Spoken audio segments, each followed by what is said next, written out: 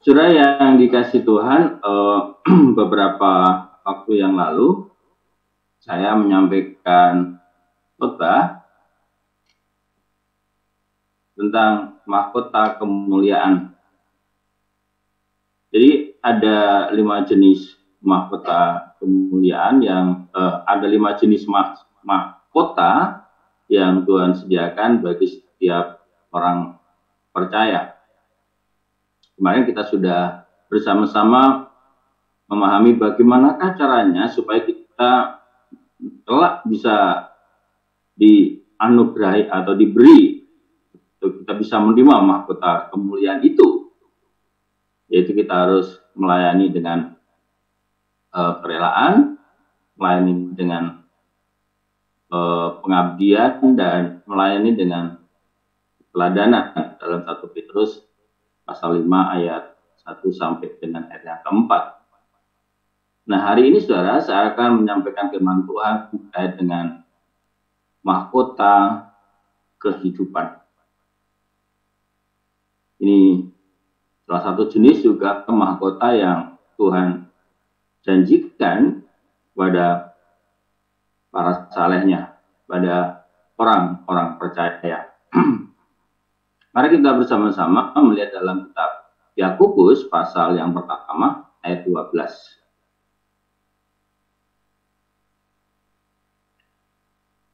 Yakobus pasal yang pertama ayat 12.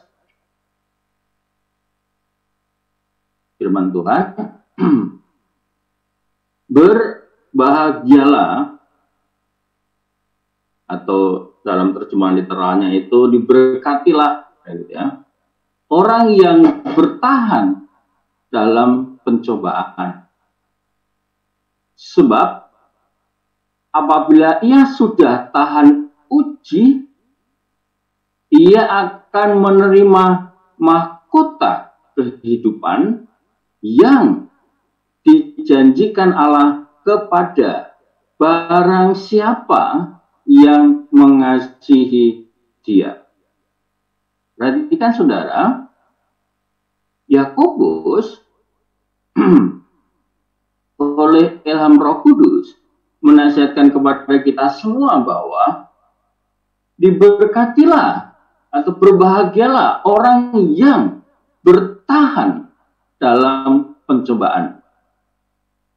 Orang yang bertahan dalam pencobaan itu dijanjikan oleh Tuhan akan menerima mahkota kehidupan. Dan menarik sekali karena ayat ini diakhiri dengan ada frasa barang siapa yang mengasihi Dia. Jadi saudara, ternyata orang yang bertahan dalam pencobaan itu ya hakikatnya sama dengan orang yang mengasihi Dia. Jadi orang yang sungguh-sungguh mengasihi Dia tentu dia akan bertahan dalam pencobaan. Nah, sekarang pertanyaannya adalah bagaimanakah saudara bisa bertahan dalam pencobaan? Ya. Bagaimanakah caranya saudara tetap mengasihi Allah ketika kita dalam pencobaan? Sehingga janji mahkota kehidupan itu diberikan kepada saudara. Bagaimana caranya supaya kita bisa bertahan dalam pencobaan? Bagaimana caranya supaya kita bisa mengasihi Dia dalam pencobaan itu sehingga pada saatnya nanti kita akan menerima mahkota kehidupan. Saudara, paling tidak ada 2 yang harus kita lakukan. Bagaimana supaya kita bisa bertahan dalam pencobaan sehingga pada akhirnya kita akan menerima mahkota kehidupan. Yang pertama adalah berpikir benar terhadap pencobaan. Berpikir benar terhadap pencobaan. Saudara, ini penting. Karena dari pikiranlah kemudian akan timbul, akan muncul sikap dan perbuatan.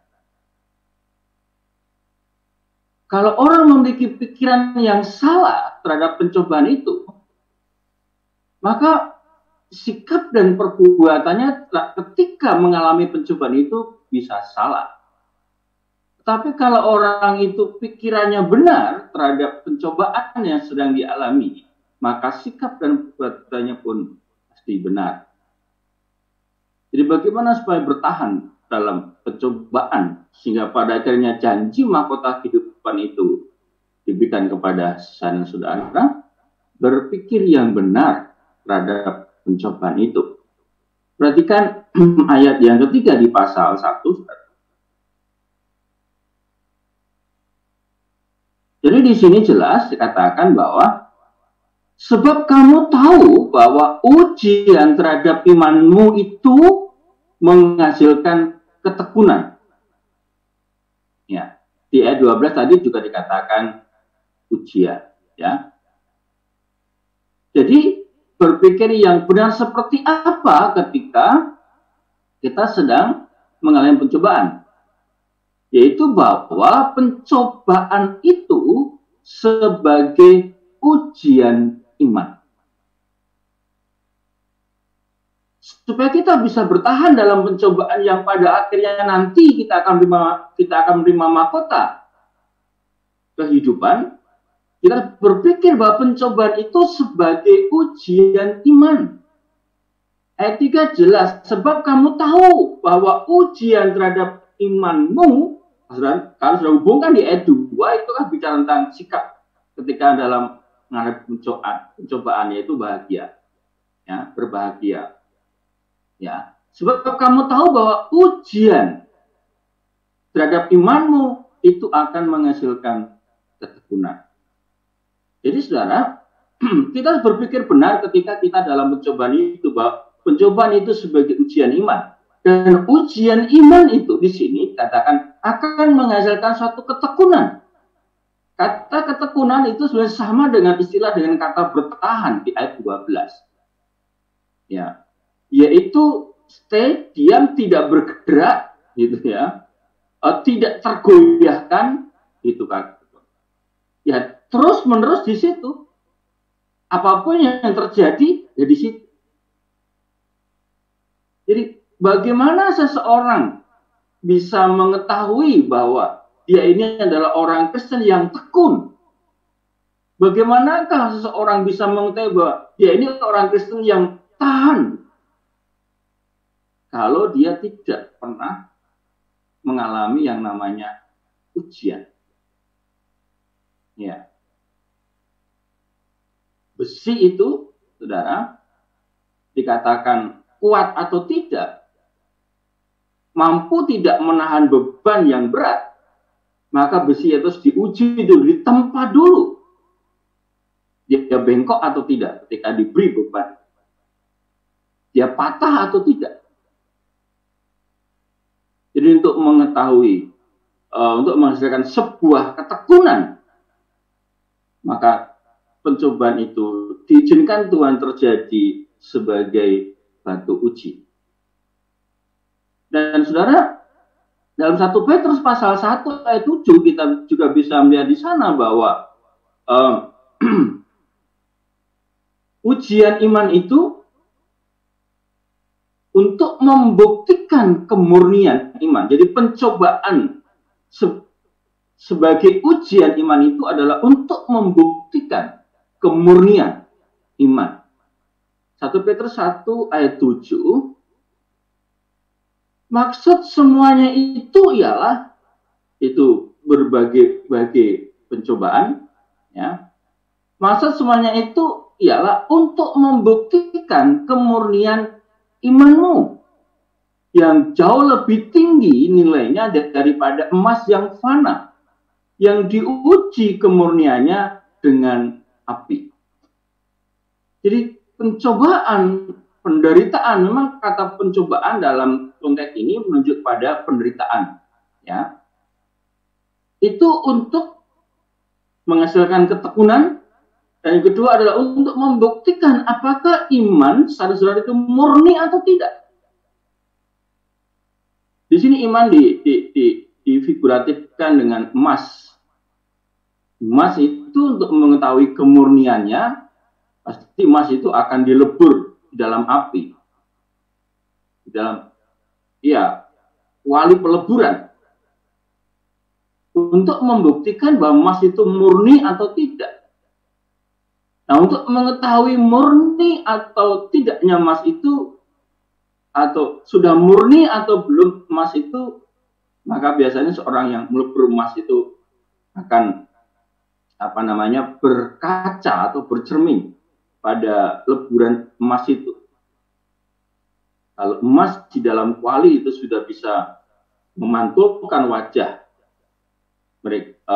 orang yang melebur emas tadi, maka itu berarti ini betul-betul sudah murni. Ya, saudaraku yang dikasihi Tuhan, kalau pencobaan itu sebagai ujian iman dan itu untuk mendatangkan ketekunan dan kemurnian iman kita, maka tidak ada cara lain kecuali kita harus bertahan. Ya kan? Kita harus bertahan. Karena yang namanya ujian itu tentu tujuannya adalah baik. Yang namanya ujian itu tujuannya adalah untuk menaikkan grade, kan begitu. Anak sekolah tidak akan pernah bisa lulus kalau tidak mau menjalani ujian yang dilakukan oleh sekolahnya. Karena ujian itu untuk mengetahui apakah anak ini layak untuk naik kelas atau tidak, layak untuk lulus atau tidak. Lalu yang dikasih Tuhan, sekali lagi, bagaimana orang bisa tahu bahwa imannya itu murni kalau tidak diuji dulu, kan? Ada seorang pemuda yang datang kepada pendetanya, Pak Pendeta, tolong doakan supaya saya menjadi orang yang bertekun, menjadi orang yang mampu bertahan dalam pencobaan. Lalu pendetanya berkata, baik, mari kita berdoa. Lalu pendetanya berdoa, Tuhan, berikanlah anak muda ini berbagai-bagai pencobaan, berbagai-bagai kesulitan. Nah, saudara, ketika Pak Pendeta itu amin, gitu, selesai berdoa, kemudian diprotes. Pak Pendeta, saya akan minta supaya didoakan supaya bisa bertahan, bisa tekun dalam mengiring Tuhan. Lalu pendeta itu berkata, bagaimana kamu bisa tahu kalau kamu itu tekun atau bertahan kalau Tuhan tidak pernah memberikan ujian dalam hidupmu? Jadi saudara, berpikir yang benar dulu, yang pertama, yaitu bahwa pencobaan itu sebagai ujian. Nah, lalu yang kedua saudara, pencobaan itu bukan datang dari Tuhan. Jadi ketika kita mengalami pencobaan, kita harus berpikir yang benar bahwa pencobaan itu sebagai ujian iman. Maka yang kedua adalah pencobaan itu bukan dari Tuhan. Ya, bukan dari Tuhan. Nah, seringkali ketika seseorang dicoba mengalami masalah dalam hidupnya, kan sering berpikir bahwa, waduh, saya ini sedang diuji oleh yang di atas. Jadi seolah-olah pencobaan itu datang dari Tuhan. Mari kita lihat pada pasal 1 ayat 13 dan 14.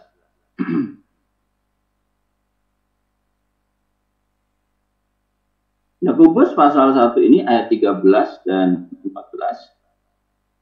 Apabila seorang dicobai, janganlah ia berkata, pencobaan ini datang dari Allah.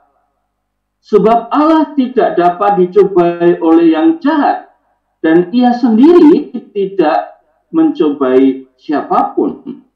Tetapi tiap-tiap orang dicobai oleh keinginan sendiri, karena ia diseret dan dipikat olehnya. Sampai ayat 15 ya. Dan apabila keinginan itu sudah dibuahi, ia melahirkan dosa. Dan apabila dosa itu sudah matang, ia melahirkan maut. Saudara perhatikan di sini.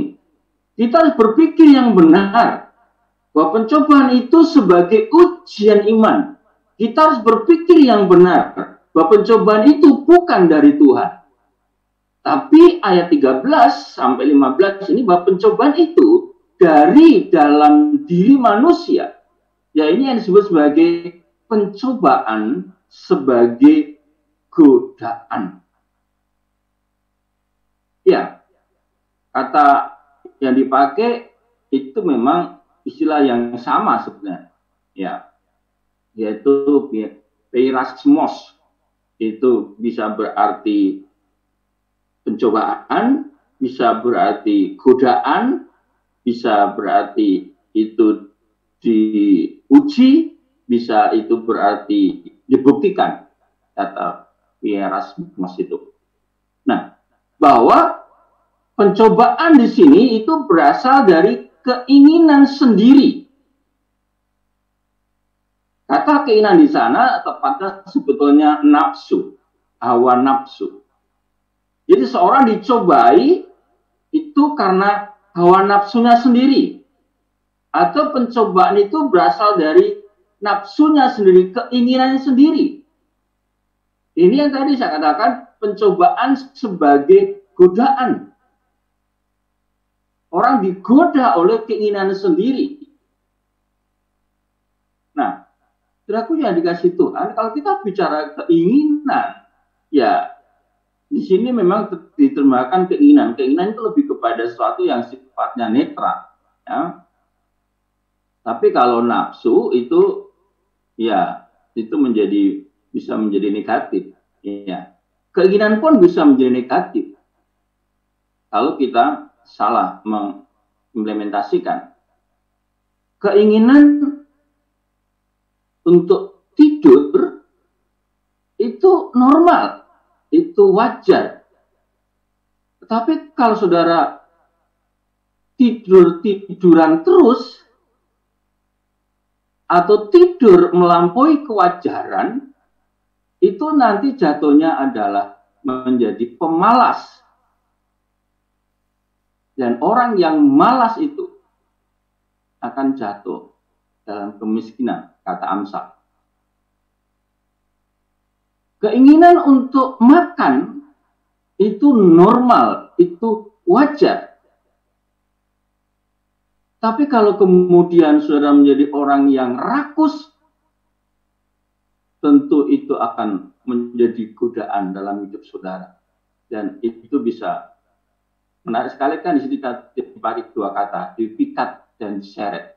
Jadi keinginan saudara, nafsu saudara itu merupakan sesuatu yang memikat hati saudara, sesuatu yang menyeret hati saudara untuk saudara eksekusi, untuk saudara buahi yang pada akhirnya akan menghasilkan sebuah dosa. Itulah sebabnya mesti harus hati-hati mengontrol yang namanya keinginan atau nafsu.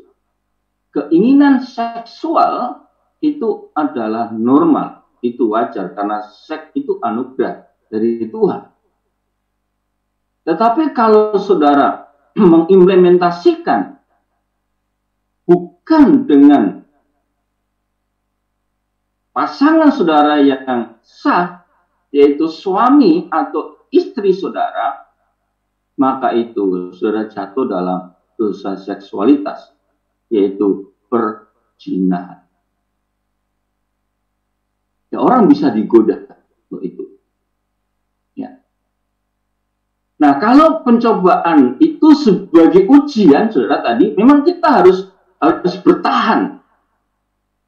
Tapi kalau pencobaan itu sebagai godaan, ya tentu kita harus melawan godaan itu. Dengan apa? Ayat 21 di pasal 1 ini dengan firman Allah. Hanya dengan firman Allah kita bisa melawan godaan itu. Seperti dalam Efesus pasal 6, ya, kita harus melawannya dengan firman Allah. Lalu yang berikutnya saudara, bahwa kalau pencobaan itu sebagai godaan itu datang dari dalam keinginan kita, maka ada juga pencobaan yang datang dari luar diri kita. Dalam Wahyu pasal 20 Wahyu pasal 2 ayat 10 dikatakan bahwa pencobaan itu datang dari iblis. Pencobaan itu merupakan pekerjaan iblis. Wahyu pasal 2 ayat yang ke-10. Jangan takut terhadap apa yang harus engkau derita. Sesungguhnya iblis akan melemparkan beberapa orang dari antara kamu ke dalam penjara supaya kamu dicobai dan kamu akan beroleh kesusahan selama 10 hari. Perhatikan frase berikutnya. Hendaklah engkau setia sampai mati. Aku akan mengaruniakan kepadamu mahkota kehidupan. Nah, saudara, pencobaan itu kalau dari konteksnya Allah itu sebagai ujian. Tapi kalau pencobaan itu berasal dari dalam diri kita itu sebagai godaan.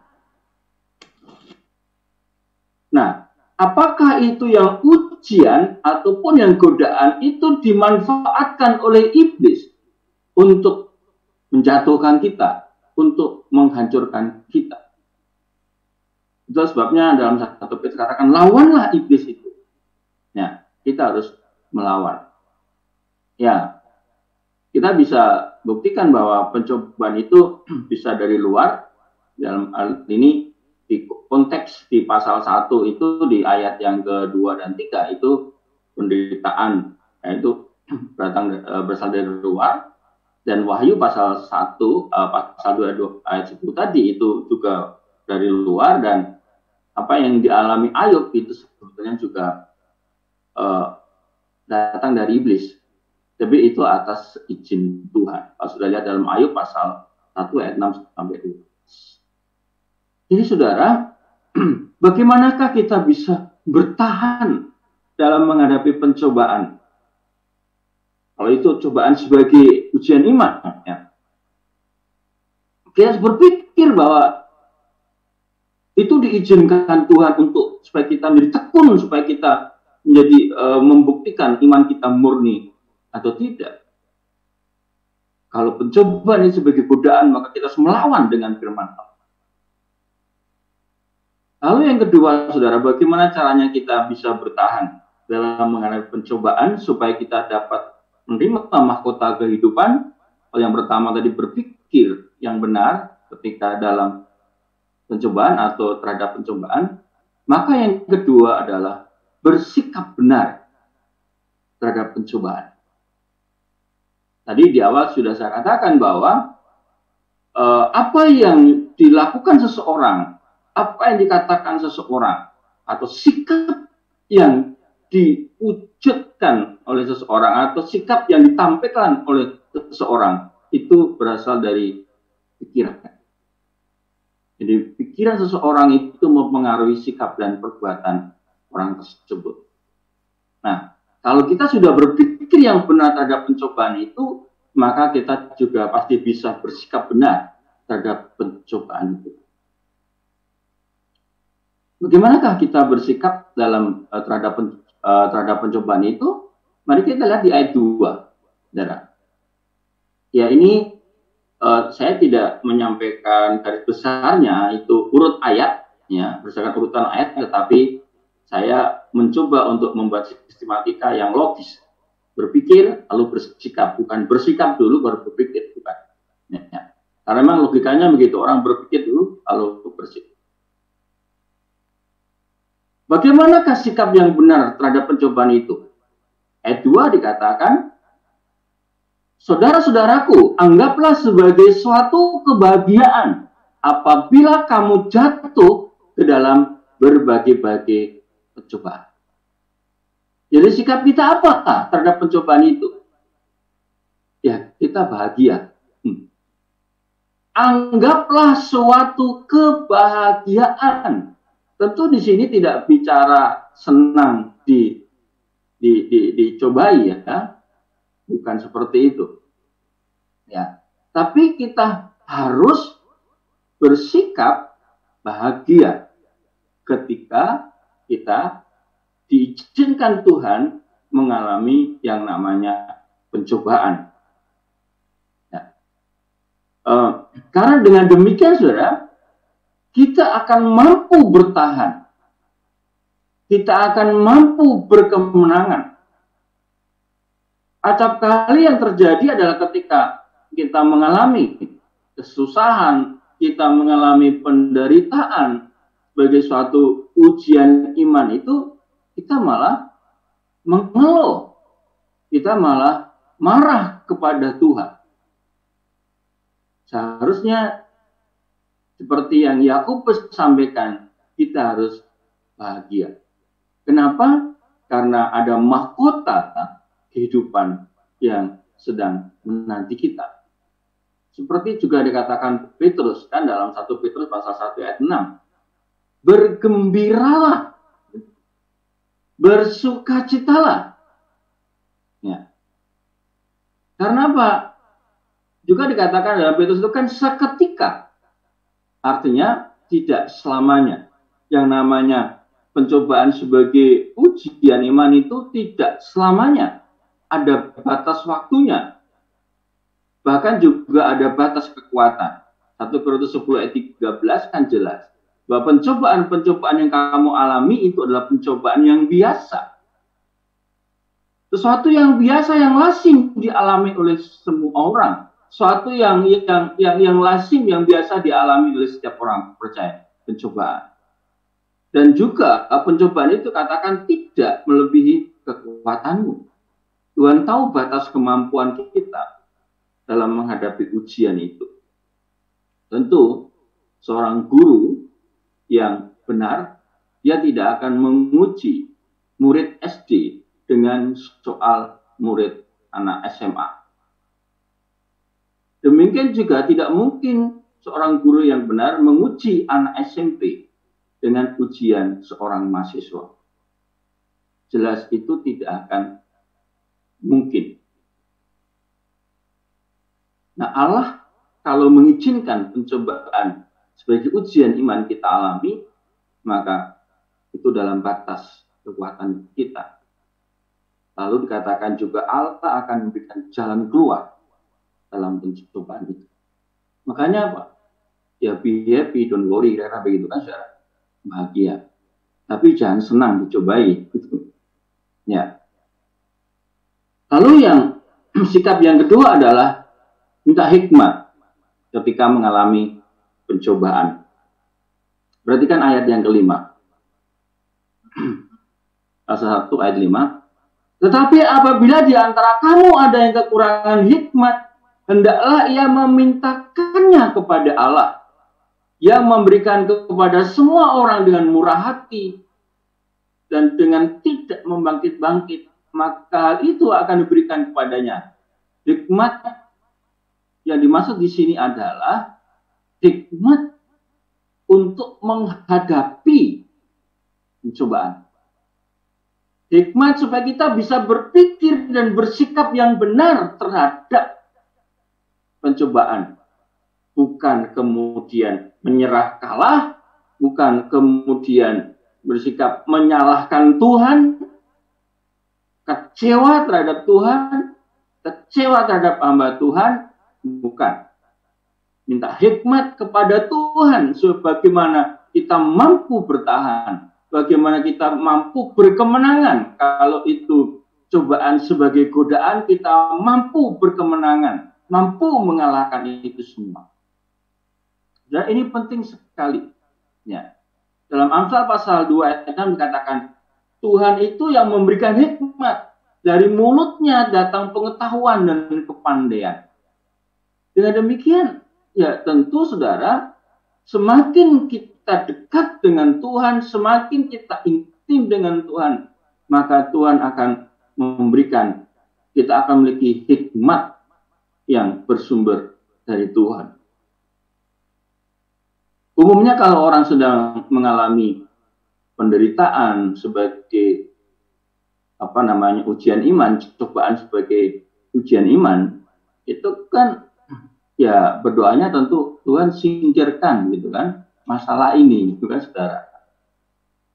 Tapi coba saudara lihat bagaimanakah sikap jemaat mula-mula ketika sedang dianiaya. Ini cobaan sebagai ujian iman. Mereka tidak berdoa supaya penganiaya itu disingkirkan Tuhan, dijauhkan dari Tuhan.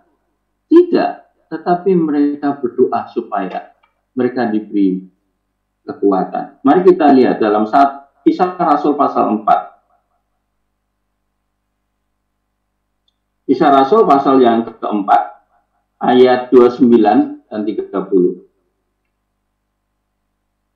Ayat 29 dan 30. Ya. Dikatakan di sana, dan sekarang ya Tuhan, lihatlah bagaimana mereka mengancam kami, dan berikanlah kepada hamba-hambamu keberanian untuk memberitakan firman-Mu. Ayat 30, ulurkanlah tanganmu untuk menyembuhkan orang, dan adakanlah tanda-tanda dan mujizat-mujizat oleh nama Yesus hamba-Mu yang kudus. Kalau saudara membaca keseluruhan perikop ini, di pasal 4, ini saudara, bahwa murid-murid pada waktu itu, orang-orang percaya pada waktu itu mengalami penganiayaan yang luar biasa. Bahwa pada waktu itu, Petrus dan Yohanes baru saja dilepaskan dari penjara. Tapi yang menarik sekali adalah mereka tidak berdoa supaya penganiayaan itu berhenti. Tapi dikatakan, berilah keberanian untuk memberitakan firman-Mu. Ya. Berikanlah tanda-tanda ajaib untuk mengadakan berbagai macam mujizat. Itu saudara. Itu hikmat dalam menghadapi pencobaan. Bagaimana Ayub ketika dalam waktu sehari 7 anaknya meninggal, harta bendanya habis. Menurut saya apa yang dikatakan Ayub itu adalah orang yang betul-betul bersikap benar terhadap pencobaan yang dialami. Ya, dengan telanjang aku keluar dari ibuku, maka dengan telanjang pula aku akan kembali. Tuhan yang memberi, Tuhan yang mengambil. Itu menurut saya sikap yang sangat luar biasa. Ya, dikatakan dalam hal itu Ayub tidak berdosa dengan mulutnya. Saudaraku yang dikasih Tuhan, keselamatan itu anugerah. Tapi mahkota itu harus kita kejar, harus kita usahakan. Yaitu bagaimana kita dapat memperoleh, dapat menerima mahkota kehidupan. Maka berpikirlah benar terhadap pencobaan itu dan bersikaplah benar terhadap pencobaan itu. Jadi pada akhirnya berkemenanganlah saudara terhadap pencobaan yang saudara alami. Sebab mahkota kehidupan menanti saudara.